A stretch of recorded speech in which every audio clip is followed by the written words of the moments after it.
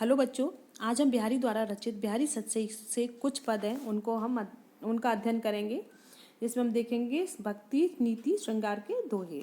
ठीक है। मेरी भव बाधा हरो राधा नागरी सोए, जातन की झाई परे श्याम हरि दुत होए। मेरी भव बाधा हरो, भव बाधा का अर्थ क्या होता है? सांसारिक बाधाएं। ठीक है। हरो मतलब दूर करो। हे राधा नागरी सोई, ये जो चतुर राधिका है, नागरी का अर्थ होता है चतुर और सोई का अर्थ होता है वही। तो इसमें बिहारी जी कहते हैं कि वही हे चतुर राधिका, आप मेरी सांसारिक बाधाओं को दूर कीजिए, जिनके जातन की झाई पड़े, जिनके शरीर की मात्र परछाई पड़ने से ही श्याम हरित दुत होए। और श्याम जी कैसे हो जाते हैं? हम उन श्याम कैसे हो जाते हैं? चमक। दुत का अर्थ होता है चमक जाते हैं, मतलब प्रसन्न हो जाते हैं। वैसी हे चतुर राधिका, आप मेरी सारी सांसारिक बाधाओं को दूर कीजिए। तो पर बारो उर्वशी, हे उर्वशी, तुझ पर मैं न्योछावर होता हूँ। ठीक है। तो पर बारो, बारो का अर्थ होता है न्योछावर।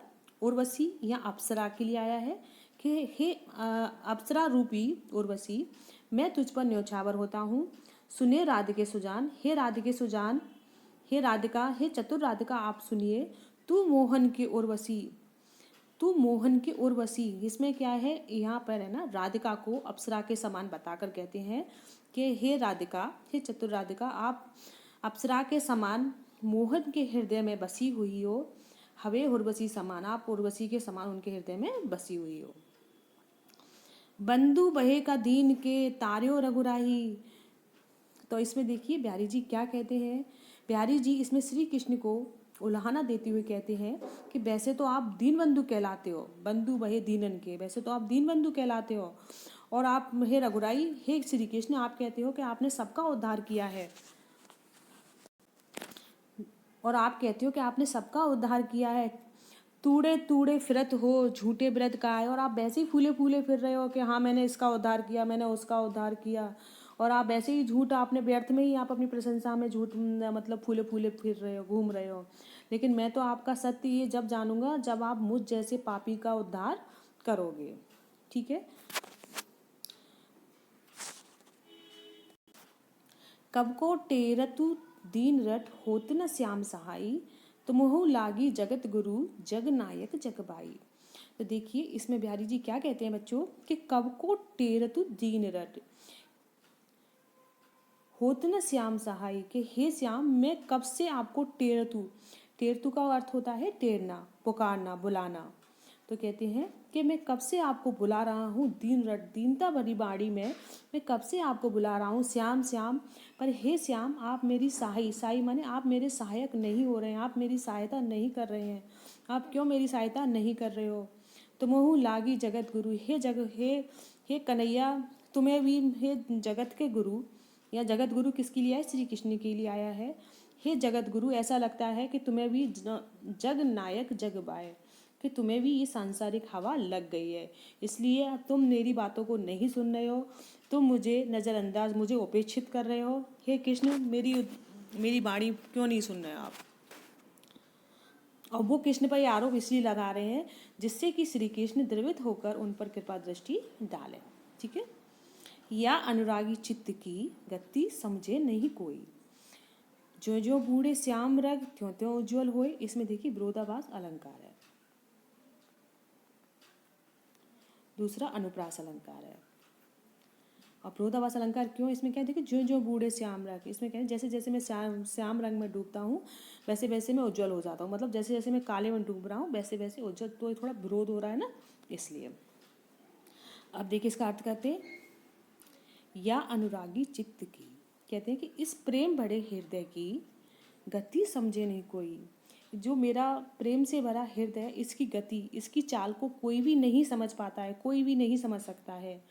ज्यों ज्यों बूढ़े श्याम रंग, मेरा हृदय ज्यों ज्यों, जैसे जैसे बूढ़े डूबता है श्याम के रंग में, श्री कृष्ण की भक्ति के रंग में डूबता है, त्यों त्यों उज्जवल होए, वो जैसे वैसे वैसे वो पवित्र होता जाता है, उनकी भक्ति में और भी ज़्यादा निखरता जाता है।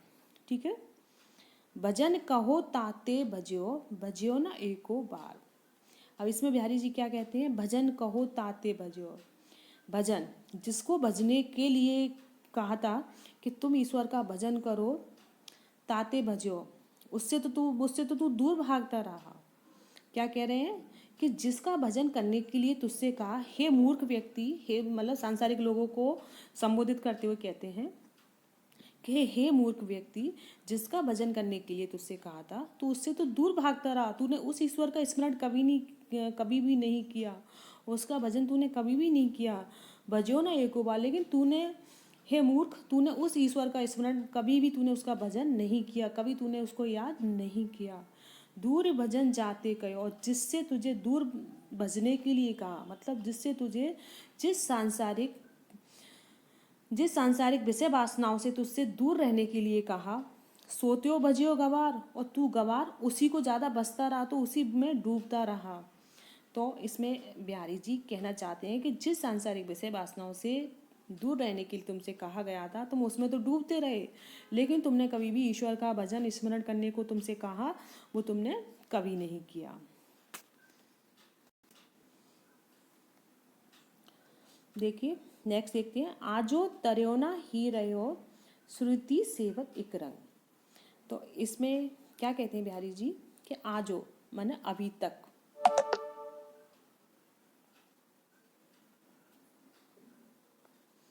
ठीक है, आजो का क्या हो जाएगा, अभी तक।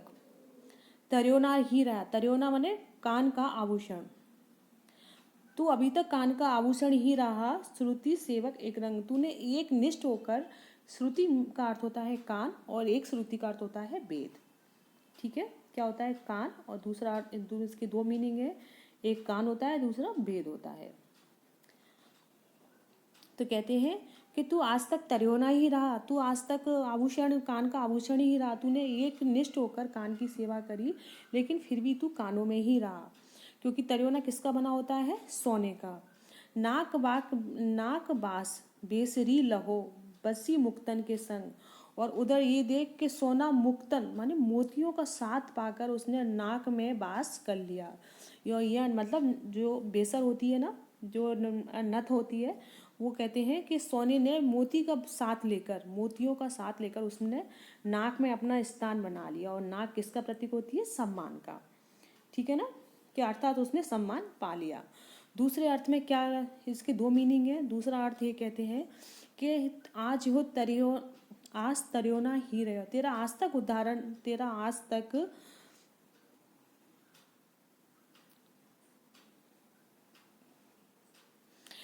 तक उद्धार नहीं हुआ। तूने एक निष्ठ होकर श्रुति यानी तूने वेदों का अध्ययन किया, लेकिन फिर भी तेरा आज तक उद्धार नहीं हुआ। उधर देख मुक्तन बसी मुक्त नाक बास बेसरी लहो, बसी मुक्तन के संग। तो यो कहते हैं, किंतु जिन्होंने वेद शास्त्रों के साथ साथ लोक व्यवहार का ज्ञान प्राप्त किया, वे आज समाज में अधिक प्रतिष्ठा पा गए। अर्थात मनुष्य को एक जैसा नहीं बने रहना चाहिए, बल्कि ज्ञानियों की संगति पाकर अपने गुणों में अभिवृद्धि करते रहना चाहिए।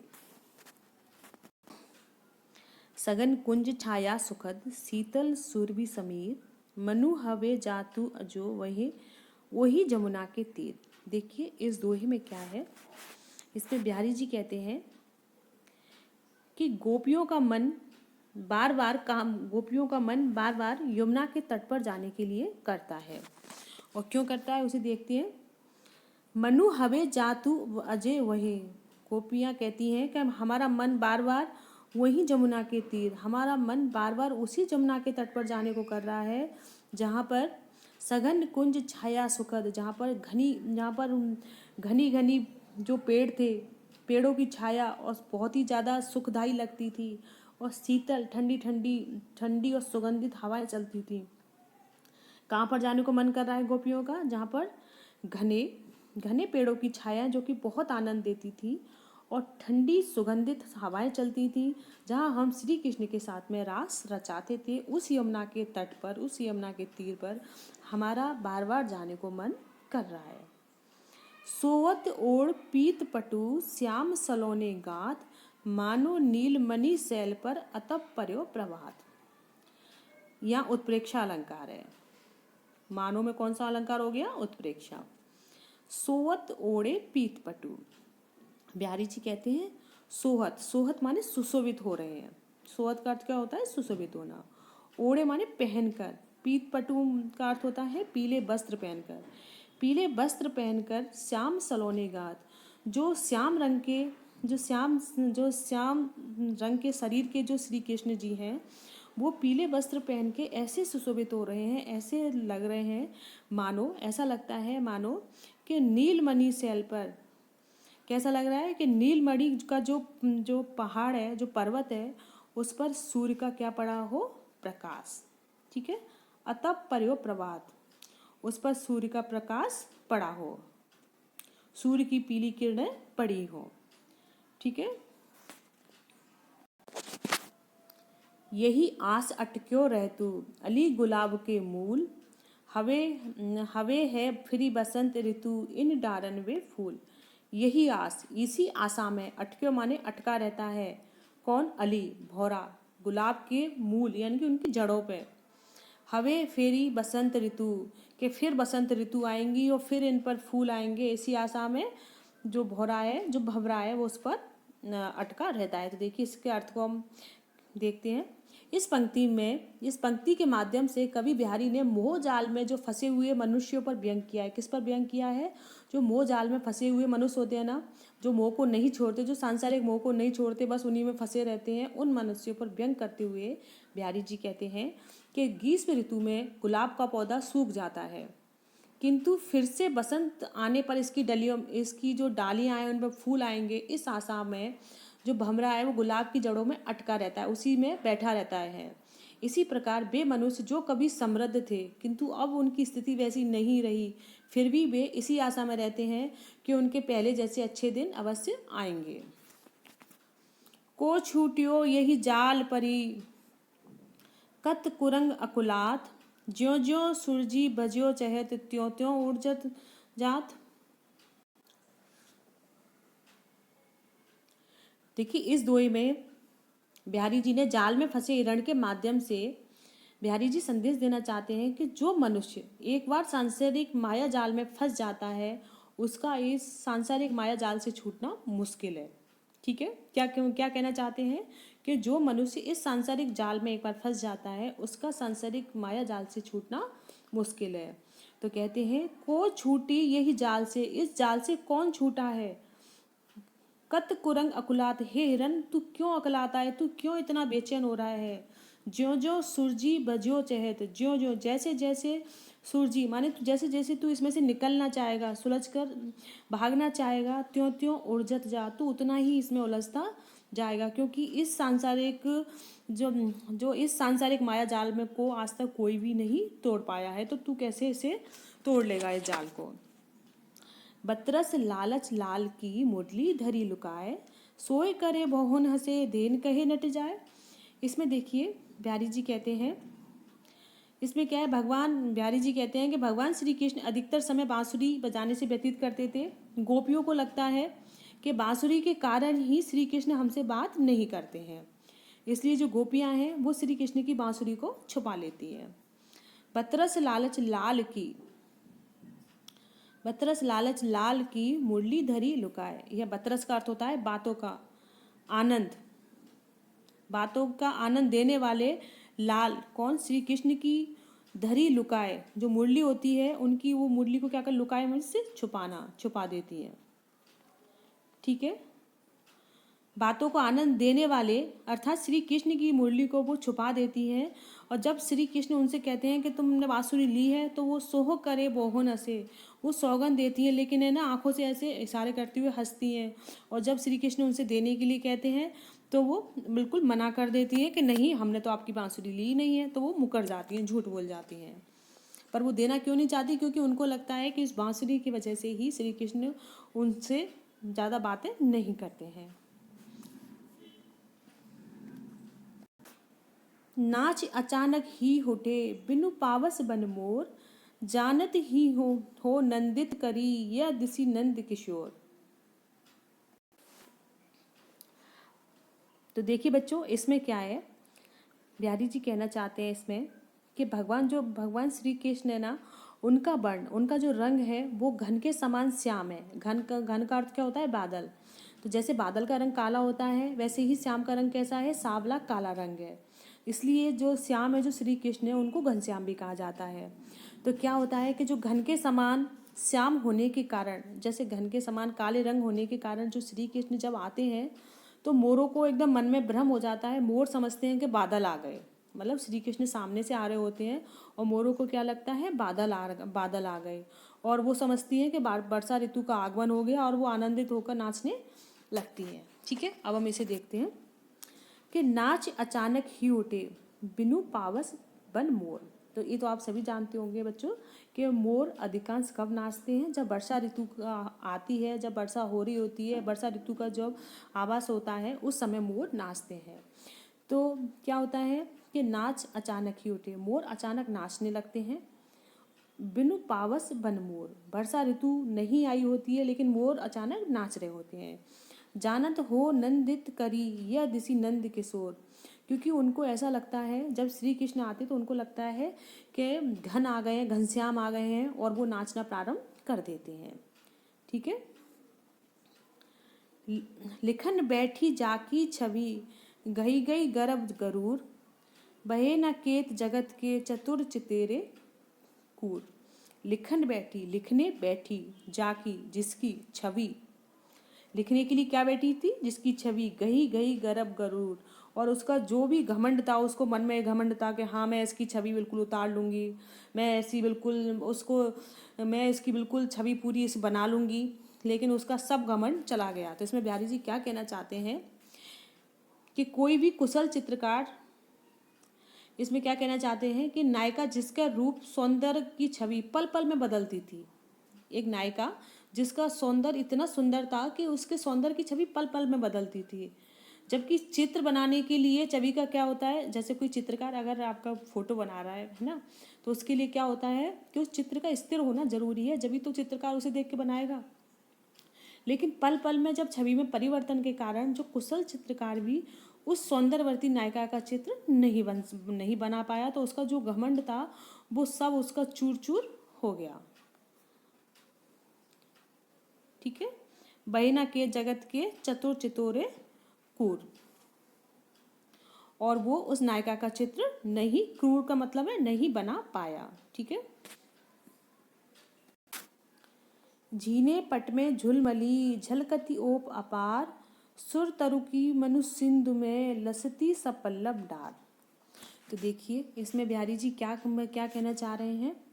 देखिए इसमें क्या है कि महीन वस्त्र से नायिका के जो शरीर ऐसी मतलब नायिका के जिसने बहुत ही पतले वस्त्र पहन रखे हैं, उसके बारे में बिहारी जी ने बताया है कि झीने पट में, झीने पट मतलब एकदम पारदर्शी, झीने का अर्थ होता है पारदर्शी, पट का अर्थ होता है वस्त्र।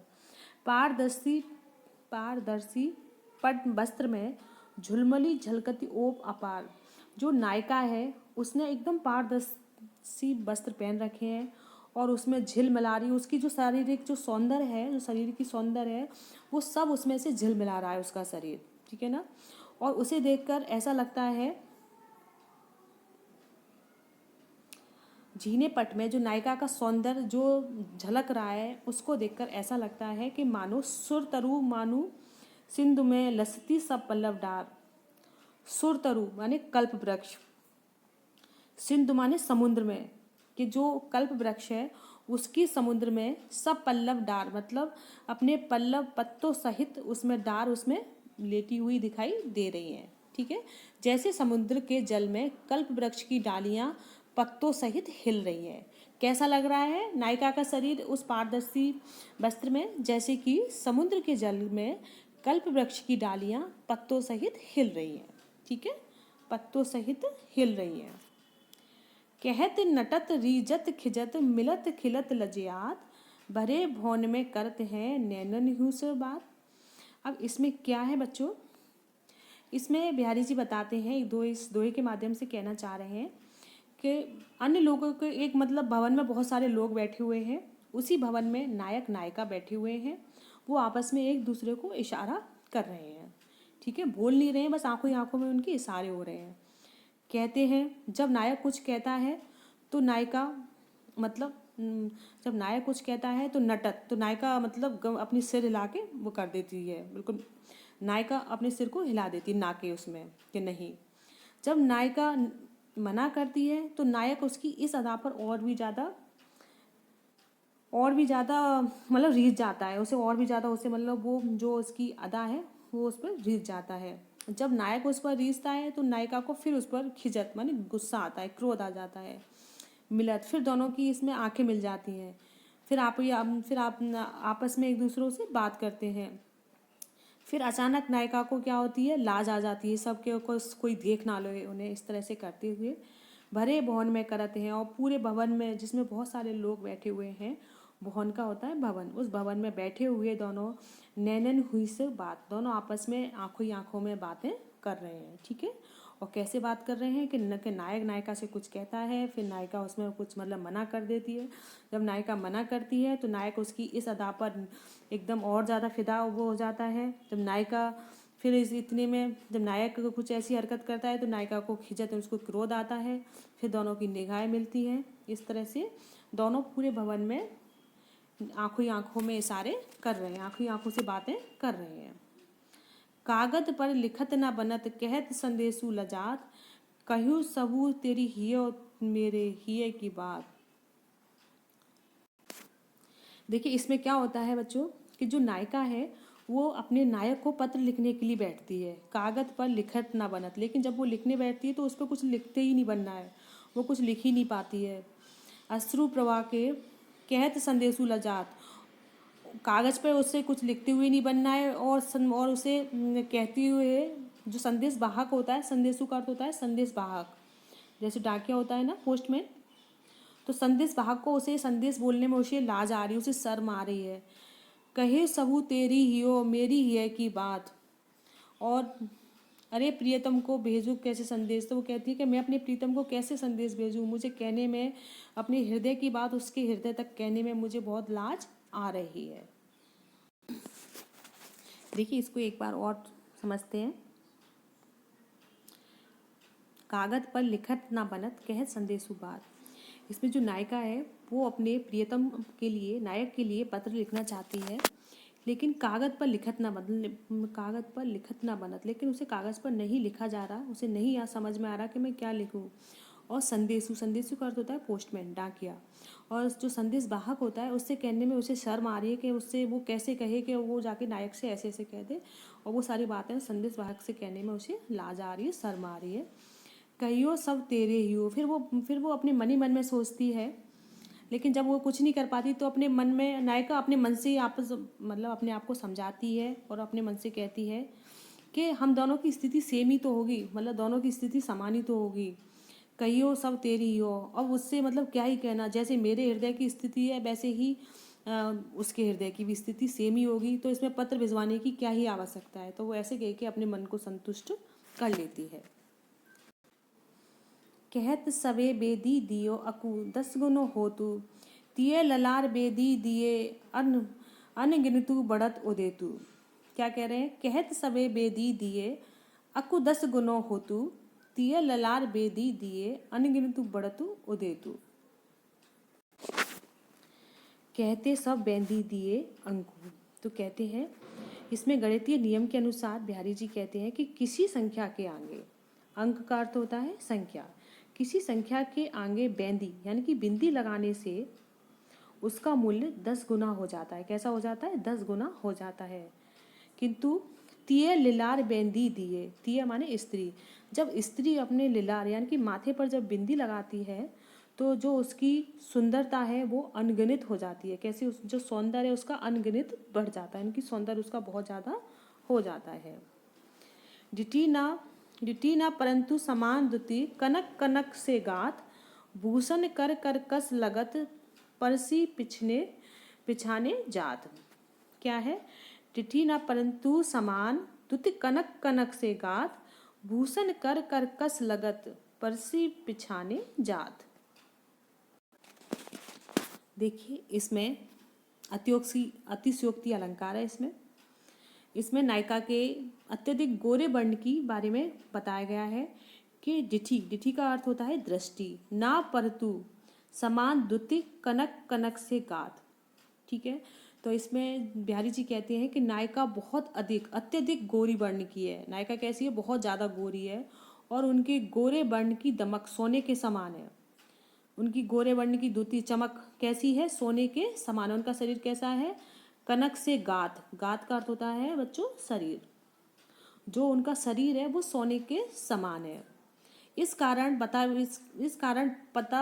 बता पाना कठिन हो जाता है कि नायिका ने सोने की, मतलब इसमें क्या कहना चाहते हैं बिहारी कि देखो सिंपल शब्दों में आपको बताती हूँ कि नायिका ने क्या है? सोने के आभूषण पहन रखे हैं। ठीक है, और नायिका बहुत ज़्यादा गोरी है। तो बिहारी जी कहते हैं कि नायिका इतनी गोरी है कि पता ही नहीं चलता कि नायिका ने सोने के जो आभूषण है पहने हैं कि नहीं पहने हैं, क्योंकि सोने का रंग और नायिका का रंग, दोनों का रंग कैसा है? एक सा है, समान है। इसलिए देखने पर दोनों में पता ही नहीं चलता कि नायिका ने सोने पहने हैं कि नहीं पहना है। ऐसा उसके सोने के जो आभूषण है वो नायिका के रंग में बिल्कुल मिल जाते हैं। और उनका पता कब चलता है? जब नायिका से स्पर्श करते हैं तब कठोरता से, जब हाथों में कुछ कठोर सा लगता है तब पता चलता है नहीं, ये नायिका ने सोने के आभूषण भी पहन रखे हैं। तो इसमें कौन सा अलंकार है? अतिशयोक्ति। अति से ज़्यादा ही प्रशंसा करना, तो कौन सा अलंकार हो जाता है? अतिशयोक्ति। तो क्या हुआ? दिठी न परतु, मतलब दिखाई नहीं देते हैं। समान द्युति, दोनों का कलर, दोनों का रंग समान है। सोने के समान ही नायिका का रंग है। भूषण कर कर्कश लगा, जब उन आभूषणों को हाथ लगाते हैं, जब वो कठोर लगते हैं तभी पहचान में आते हैं कि हाँ, नायिका ने सोने के आभूषण पहन रखे हैं। ठीक है। अंग अंग नग जग मगत, दीप सिखासी दे, दिया बढ़ाए हु रहे हो, बड़े उजियारो घेर। अंग अंग जगमगत, दीप सिखासी दे, दीपक की लौ के समान। दिया बढ़ाए हु रहे हो, बढ़ाए का अर्थ होता है बुझाने पर। दिया बुझाने पर बड़ी उजियारो घे। घे का अर्थ क्या होता है? घर। तो देखिए इसमें बिहारी जी नायिका का अंग प्रत्यंग जो स्वर्ण आभूषणों से जो आवृत है स्वयं भी गौरवर्णीय है। इसलिए नायिका के जो स्वर्ण आभूषण और उनके गौरवर्ण की चमक दीपक के बुझाने पर भी चमकते हुए से दिखाई देते हैं। तो देखिए इसमें भी क्या है कि जो नायिका है उसके अंग कैसे बताए हैं? बिल्कुल स्वर्ण, ऐसा लगता है नायिका ने जैसे कि सोने के बहुत सारे आभूषण पहन रखे हैं, क्योंकि नायिका भी गोरी है और स्वर्ण आभूषण का रंग भी कैसा होता है? चमक पीला होता है। तो पहनने पर नायिका कैसी लगती है? जैसे दीप सिखासी दे। अंग अंग नग जगमगत है। तो बिहारी जी कहते हैं कि नायिका का अंग अंग ऐसे जगमगा रहा है जैसे दीप सिखा के मतलब जैसे आग की जो मतलब दीपक की लौ होती है ना, दीपक की लौ के समान नायिका का शरीर जगमगा रहा है। दिया बढ़ाए हूर, जब मैं दीपक को बुझा देते हैं बड़े उजारों घे। दीपक के बुझ जाने पर भी वो कैसी दिखती है? चमकती हुई सी दिखाई देती है। उसका शरीर इतना ज़्यादा गोरा है। इसमें भी कौन सा अलंकार होगा? अतिशयोक्ति अलंकार।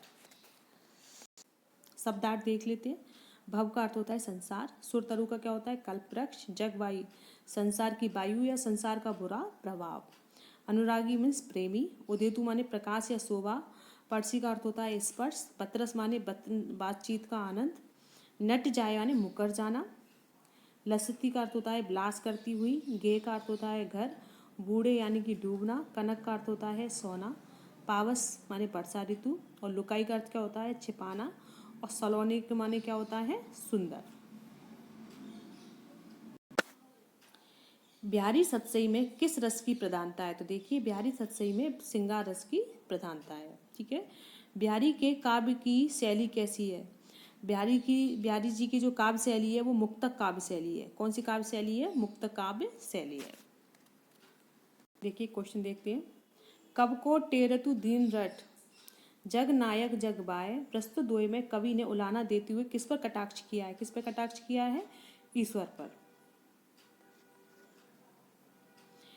किस लालच में गोपियां श्री कृष्ण की मूली छुपा देती हैं? बातचीत करने के लालच में। किसके लालच में छुपा देती है? बातचीत करने के लालच में। श्री कृष्ण के आगमन पर वन के मोर की क्या प्रतिक्रिया होती है? जब श्री कृष्ण आते हैं तो वो जो वन के मोर होते हैं उन्हें क्या लगता है कि घनश्याम आ गए, अर्थात बादल आ गए, तो वो नाचने लग जाते हैं। समान आभा के कारण नजर न आने पर नायिका के आभूषणों की पहचान किस प्रकार की जाती है? नायिका के शरीर को स्पर्श करके की जाती है। ठीक है, इसी प्रकार आप इन्हें भी देख लेना। जगत के चतुर चितेरे की मूड बनाना पीढ़, इस पे देखिए उस नायक के बारे में चित्रकार के बताया है जो अपने उससे बहुत ज़्यादा घमंड था कि मैं इतना चित्रकार, मैं बहुत अच्छा चित्रकार हूँ। लेकिन जब वो नायिका का चित्र बनाने बैठता है तो नायिका अपने सौंदर्य को बार बार अपनी छवि को इधर से उधर करती है, तो वो नायक जो वो चित्रकार है वो चित्र को उस पर उकेर ही नहीं पाता, मतलब बना ही नहीं पाता, तो उसका घमंड है ना चूर चूर हो जाता है। कहत नटत रीजत खिजत मिलत खिलत लजियात, भरे भवन में करत है नैनन ही सो बात। प्रस्तुत दोहे के माध्यम से नायक नायिका की आंखों की चेष्टाओं के द्वारा हृदय में किन किन भावनाओं को प्रकट कर रही है, बहुत सारी बातें बतानी है कि वो पहले कुछ नायिका कहती है, नायक कहता है, फिर नायिका नट जाती है, फिर नायक इसकी सदा पर रीझता है। इस तरह से आपको उस दोहे का पूरा अर्थ इसमें लिख देना है। ठीक है। अंग अंग नग जगमगत दीप सिखासी दे, दिया बढ़ाए हुस रहे बड़ा उजियारे दे। प्रस्तुत दोहे में सखी नायक से नायिका की छवि की प्रशंसा करते हुए क्या कहना चाहती है? जो नायिका की छवि की क्या प्रशंसा की, वो कहती है कि नायिका इतनी गोरी है कि उसकी शरीर की कैसी लगती है? दीप शिखा की समान, दीपक की लौ के समान लगती है। अगर जब दीपक को बुझा देने पर ही उसके जो क्या कहती है कि जब नायिका इतनी गोरी है कि जब उस दीपक बुझ जाने पर भी उसकी चमक दिखाई देती है। ठीक है। अगर बच्चों आपको मेरी वीडियो पसंद आई हो तो प्लीज़ आप इसे लाइक और चैनल को सब्सक्राइब जरूर कीजिए। धन्यवाद।